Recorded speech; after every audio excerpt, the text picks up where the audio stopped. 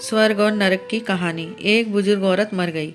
यमराज लेने आए। औरत ने यमराज से पूछा, आप मुझे स्वर्ग ले जाएंगे या नरक? यमराज बोले, दोनों में से कहीं नहीं। तुमने इस जन्म में बहुत ही अच्छे कर्म किए हैं, इसलिए मैं तुम्हें सीधे प्रभु के धाम ले जा रहा हूँ।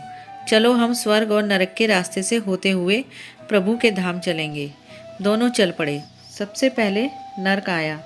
बुजुर्ग औरत ने जोर जोर से लोगों के रोने की आवाज़ सुनी। वहाँ नर्क में सभी लोग दुबले पतले और बीमार दिखाई दे रहे थे। औरत ने एक आदमी से पूछा, यहाँ आप सब लोगों की ऐसी हालत क्यों है? आदमी बोला, तो और कैसी हालत होगी? मरने के बाद जब से हम यहाँ आए हैं, हमने एक दिन भी खाना नहीं खाया। भूख से हमारी आत्माएं तड़प रही हैं। बुजुर्ग औरत की नज़र एक विशाल पतीले पर पड़ी, जो कि लोगों के कम से कम करीब 100 फीट ऊंचा होगा। उस पतीले के ऊपर एक विशाल चमचा लटका हुआ था।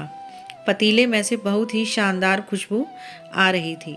बुजुर्ग औरत ने उस आदमी से पूछा, इस पतीले में क्या है? आदमी मायूस होकर बोला, यह पतीला बहुत ही स्वादिष्ट खीर से हर समय भरा रहता है। बुजुर्ग औरत ने हैरानी से पूछा, इसमें खीर है तो आप लोग पेट भर के यह खीर खाते क्यों नहीं?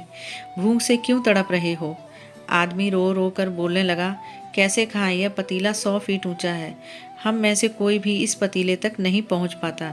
यह सुन बुजुर्ग को उन पर तरस आ गया। सोचने लगी, बेचारे खीर का पतीला होते हुए भी भूख से बेहाल हैं। शायद ईश्वर ने इन्हें यही दंड दिया होगा। अब यमराज बुजुर्ग औरत से बोले, चलो हमें देर हो रही है। दोनों चल पड़े। कुछ दूर चलने पर स्वर्ग आया। वहाँ पर बुजुर्ग औरत को सबके हंसने और खीर खिलाने की आवाज़ सुनाई दी। सब लोग बहुत खुश दिखाई दे रहे थे। उनको खुश देखकर बुजुर्ग औरत भी खुश हो गई। पर वहाँ स्वर्ग में भी बुजुर्ग औरत की नज़र वैसे ही 100 फुट ऊंचे पतीले पर पड़ी जैसा नर्क में था। उसके ऊपर भी वैसा ही चम्मच रखा हुआ था। उस हिसाब से तो आप लोगों को खाना मिलता ही नहीं होगा।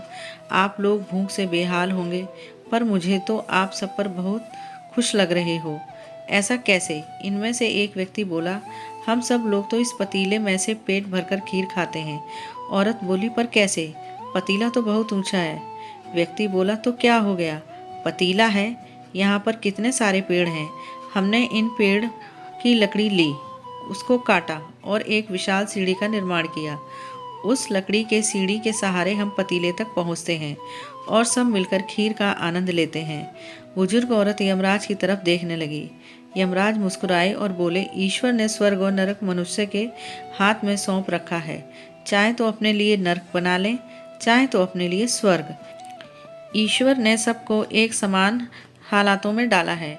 उसके लिए उसके सभी बच्चे समान हैं। वह किसी से भेदभाव नहीं करता। वह नरक में भी पेड़ पौधे सब हैं, पर वह लोग खुद ही आलसी हैं। उन्हें खीर हाथ में ही चाहिए।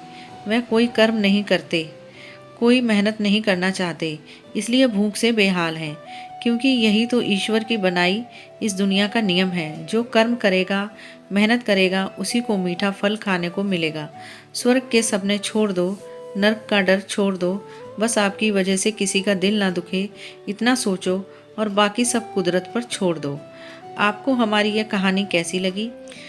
अगर यह कहानी आपको अच्छी लगी तो वीडियो को लाइक करें और चैनल को सब्सक्राइब करके बेल आइकन को प्रेस करें, जिससे आगे आने वाली स्टोरी का आपको टाइम से नोटिफिकेशन मिल जाएगा। मिलते हैं नेक्स्ट वीडियो में, तब तक के लिए bye bye. Thanks for watching.